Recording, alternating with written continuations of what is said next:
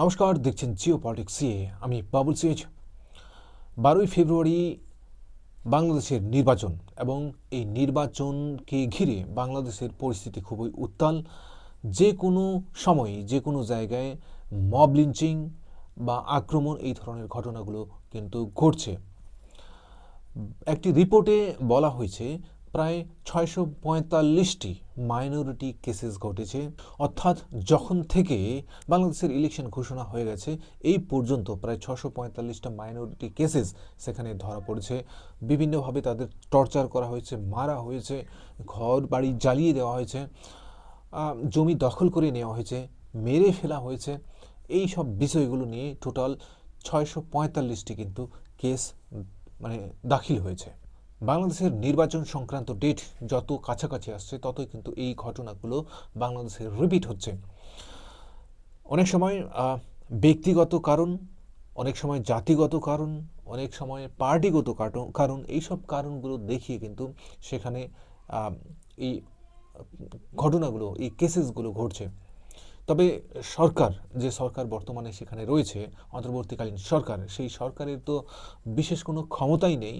তারা দেশটাকে লাগাম ছাড়া করে ফেলেছেন এবং নিজের স্বার্থটাকে বেশি দেখছেন যে কিভাবে পরবর্তী সময়ে নিজের ক্ষমতাটাকে বাংলাদেশের কাছে সবার কাছেই আর কি উজ্জ্বল রাখা যায়। আসলে এইসব রাখতে গিয়ে বিএনপিরও অনেক সময় তিনি ভালো হওয়ার চেষ্টা করছেন, আওয়ামী লীগের তো কথাই নেই কোনো।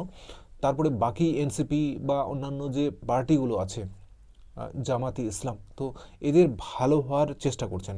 সেই জন্য কি হচ্ছে যে জামাত দ্বারা যদি কোনো হিংসাত্মক ঘটনা বাংলাদেশের মধ্যে ঘটে যাচ্ছে তাহলে কিন্তু জামাতের বিরুদ্ধেও তিনি কোনো অ্যাকশন নিতে পারছেন না। বিএনপি দ্বারা যদি কোনো ঘটনা ঘটে যাচ্ছে বাংলাদেশের মধ্যে তারও এগেনস্টে কোনো স্টেপ নিতে পারছেন না, বা এনসিপির দ্বারা কোনো ঘটনা যদি ঘটে যায় তাহলে তার বিরুদ্ধেও কিন্তু নিতে পারছেন না। অর্থাৎ সব মিলিয়ে একটা খিচুড়ি হয়ে গেছে সেখানে।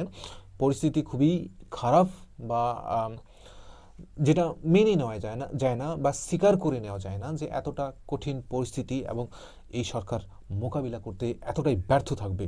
অলরেডি বাংলাদেশে হাদি মারা যাওয়ার পর সেখানে প্রায় 4টি অ্যাম্বাসি বন্ধ করে দেওয়া হয়েছিল ভারতের। ভারত আজকে ঘোষণা করেছে যে ঢাকা, চট্টগ্রাম, রাজশাহী, খুলনা এবং সিলেটের যে অ্যাম্বাসি রয়েছে বা এখানকার যে ডিপ্লোমেটসগুলো রয়েছে তাদের পরিবারগুলোকে যাতে ভারতে ফিরিয়ে নিয়ে আসা যায় সেই কথা কিন্তু অলরেডি ভারত সরকার জানিয়ে দিয়েছে। অর্থাৎ ইতিমধ্যেই কিন্তু তারা কামব্যাক করবেন ভারতের মধ্যে। এটা বিভিন্ন বাংলাদেশের মিডিয়াতেও এটা প্রকাশ হয়েছে এবং ভারতের বিভিন্ন মিডিয়াতেও বা পেপারসগুলোতে এটা লেখা হয়েছে। তো এখান থেকে একটা জিনিস কিন্তু পরিষ্কার যে ভারত যেহেতু সেখান থেকে লোকজনকে টানা শুরু করে দিয়েছে, বাংলাদেশের মধ্যে নিযুক্ত ভারতীয় ডিপ্লোম্যাটসগুলোকে যেহেতু সেখান থেকে টেনে নেওয়া হচ্ছে, তার পরিবারগুলোকে ভারতে নিয়ে আসার একটা ঘোষণা করে দেওয়া হয়েছে, তাহলে এটা কিন্তু বোঝাই যায় যে বাংলাদেশের পরিস্থিতি আরও খারাপ হবে এবং হয়তো অদূর ভবিষ্যতে ভারত বিভিন্ন রকম সহযোগিতাগুলোকে আরও বন্ধ করে দিতে পারেন, যাতে বাংলাদেশে কোনো সহযোগিতার কোনো পথ না থাকে। যে হিসেবে তারা বিহেভ করছেন, ভারত বিরোধী কার্যকলাপ, অ্যান্টি ইন্ডিয়া কার্যকলাপ এবং ভারতকে টুকরো করার মতো পরিস্থিতি তারা নিজের দেশের মধ্যে ছড়াচ্ছেন বা তৈরি করছেন একটা প্রোপাগান্ডা। তবে এইসব আচরণ থেকে কিছুটা বোঝাই যায় যে ভারত যখন সব দিক থেকে তার দরজাগুলোকে বন্ধ করে দেবে তখন বাংলাদেশের কন্ডিশন পাকিস্তানের মতোই হওয়া স্বাভাবিক। পাকিস্তান এখন ভুগছেন, ইকোনমিক্যালি সেখানে ডেভেলপমেন্ট নেই, দেশের অগ্রগতির জন্য কোনো ডেভেলপমেন্ট নেই। ঠিক বাংলাদেশ তাকে ফলো করা শুরু করেছেন এবং অদূর ভবিষ্যতে বাংলাদেশের কন্ডিশন যে খারাপ হবে সেটা কিন্তু নিশ্চিত। একদম ধরে নিন যে সরকারই আসুক না কেন, তারা যদি ভালোভাবে ভারতের সাথে ডিপ্লোমেসিটাকে ডেভেলপ না করে, ভারত অবশ্যই চাইবেন প্রথমে যে সরকারই আসুক না কেন, যে নির্বাচিত সরকার আসবে, তো ভারত চেষ্টা করবেন তার সাথেও সম্পর্ক রাখার, কিন্তু তারা যদি ব্যর্থ হন, তারা ব্যর্থ হতেই পারেন এই জন্যই, কারণ সেখানে যা রেভলিউশন চলছে সেটা কিন্তু একটা এন্টি ইন্ডিয়া রেভলিউশন। ভারতের বিরুদ্ধে প্রচার চলছে, ভারতকে ভারতের বিরুদ্ধে প্রচার করার হয়তো এটাও একটা কারণ থাকতে পারে, যেহেতু শেখ হাসিনা বর্তমানে ভারতে রয়েছেন এবং শেখ হাসিনাই হচ্ছে তাদের মেইন একটা মানে কালপ্রিট বর্তমানে।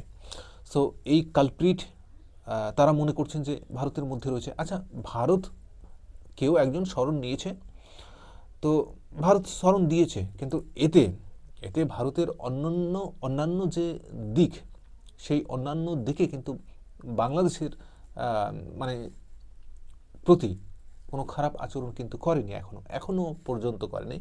অলরেডি তারা 4-5টে অ্যাম্বাসিকে বন্ধ করে দিয়েছেন নিজেরাই বাংলাদেশের মধ্যে। তো এতে বাংলাদেশকে কিন্তু অ্যাটাক করতে পারতো ভারত, সেটাও করেননি। ভারত ধৈর্য রেখেছেন। যেহেতু ইলেকশন ঘোষণার পরবর্তী যে সেখানে উত্তেজনা দেখা দিল বাংলাদেশের মধ্যে, সেই বাংলাদেশে 4-5টে এমবেসি বন্ধ হলো, ভারতীয় এমবেসি, দূতাবাসগুলো বন্ধ হলো। তো ক্ষতিটা কার হয়েছে? কজন ভারতীয় বাংলাদেশে যান, কিন্তু বাংলাদেশিরাই তো ভারতে বেশি আসেন, তাতে ক্ষতিটা ওদেরই হয়েছে। তবে আজকে চীনের কিছু কর্মকর্তা এবং বাংলাদেশের কিছু কর্মকর্তা যে তিস্তা ব্যারেজগুলো আছে, সেই ব্যারেজগুলোকে দেখতে গেছেন, তারা আলোচনা করেছেন। তো এই ব্যারেজগুলো রয়েছে বিশেষ করে চিকেন নেক জোনের, কারণ চিকেন নেক হয়েই কিন্তু তিস্তা নদী বাংলাদেশে ঢুকেছেন। তো এটা হওয়াতে, যেহেতু চায়নার লোকজন সেখানে ছিল, উচ্চপদস্থ ব্যক্তি ছিল এবং বাংলাদেশের উচ্চপদস্থ ব্যক্তি ছিল, এটাকে কিন্তু ভারত পজিটিভলি নিচ্ছেন না, যেহেতু এই জায়গাটাই হচ্ছে চিকেন নেকের কাছে। তো ভারত এটাকে কিন্তু একটু হলেও সতর্কের চোখে দেখছেন।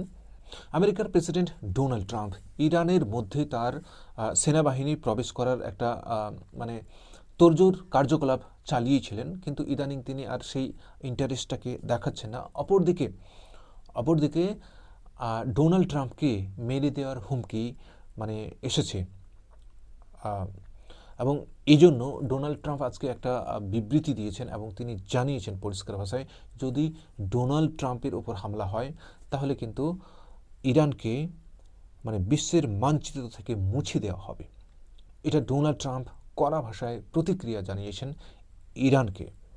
শত্রুকেও কমজোর ভাবা উচিত নয় বলে হয়তো ডোনাল্ড ট্রাম্পও এটাকে হালকা চোখে নেননি বা হালকাভাবে নেননি, তিনিও এটার জবাব দিয়েছেন। এবং যে হিসেবে বিশ্বের 1 নম্বর পজিশনে আছেন, হাতিয়ারের দিক থেকে বলুন, ইকোনমিক্যালি বলুন, তো ডোনাল্ড ট্রাম্পকে তো মারা দূরের কথা, আমেরিকার মধ্যে অস্ত্রশস্ত্র নিয়ে ডোনাল্ড ট্রাম্পের কোনো ঘাঁটিতে এদের পৌঁছানো কতটা যে টাফ হয়ে যাবে সেটা কিন্তু এরা ভাবতে পারেননি। সেই জন্য হয়তো একটা বিবৃতি দিয়ে ইরান থেকে হয়তো কেউ জানিয়ে দিয়েছেন যে ডোনাল্ড ট্রাম্পের উপর হামলা করা হবে বা তাকে মেরে ফেলা হবে।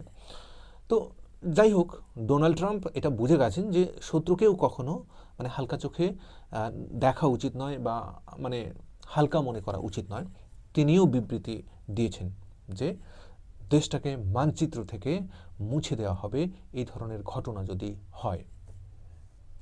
ধন্যবাদ এই প্রতিবেদন দেখার জন্য। যদি আপনাদের ভালো লাগে অবশ্যই চ্যানেলটি সাবস্ক্রাইব করবেন।